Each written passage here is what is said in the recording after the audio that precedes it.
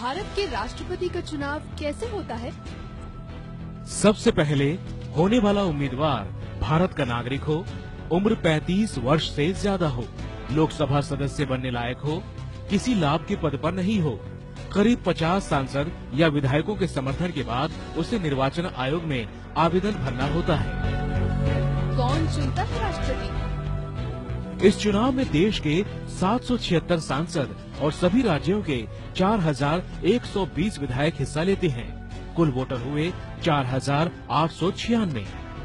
कैसे डाले जाते हैं वोट? राष्ट्रपति का ये चुनाव वोटों की संख्या पर नहीं बल्कि वोटों के मूल्यांकन पर आधारित है। विधायकों के वोट मूल्यांकन के लिए किसी राज्य की जनसंख्या से उसी राज्य के कुल विधायकों की संख्या को भाग कर दिया जाता है। जो संख्या आती है उसे फिर से 1000 से भाग कर देने पर एक विधायक का वोट मूल्य निकलता है। अब राज्य के विधायकों की संख्या को एक विधायक के वोट मूल्य से गुणा करने पर राज्य का वोट मूल्य निकालते हैं। इसी तरह देश के सभी राज्यों का वोट मूल्यांकन निकालते हैं, जो कि अभी 5,49,495 है। एक जरूरी बात, यहाँ राज्यों की जनसंख्या 1971 की जनगणना पर आधारित है। साल 2026 तक के राष्ट्रपति चुनाव में भी यही जनगणना मान्य होगी।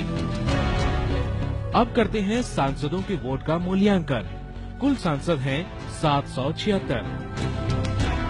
कुल सांसदों की संख्या को कुल विधायकों के वोट मूल्य से भाग देने पर एक सांसद का वोट मूल्य निकल जाता है, जो कि 708 है। अब एक सांसद के वोट मूल्य को कुल सांसदों की संख्या से गुणा करने पर सभी सांसदों का वोट मूल्य निकालते हैं। कुल सांसद वोट मूल्य है 5,49,408। अब सांसदों और विधायकों के वोट मूल्य को जमा करके हम राष्ट्रपति चुनाव में पड़ने वाले कुल वोटों का मूल्य निकाल सकते हैं, जो कि है 10,98,903।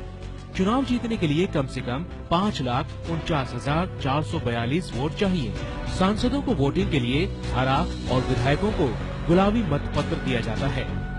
इसमें उन्हें सभी उम्मीदवारों को अपनी पसंद के हिसाब से क्रम में डालना होता है। कैसे की जाती है वोटों की गिनती?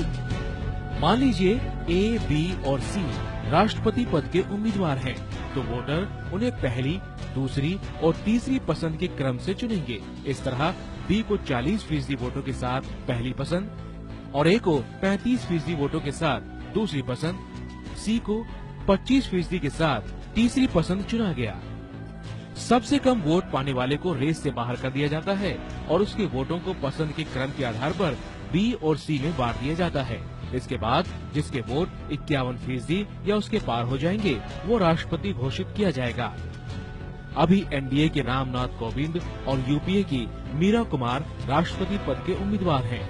20 जुलाई को भारत के नए राष्ट्रपति का नाम घोषित किया जाएगा।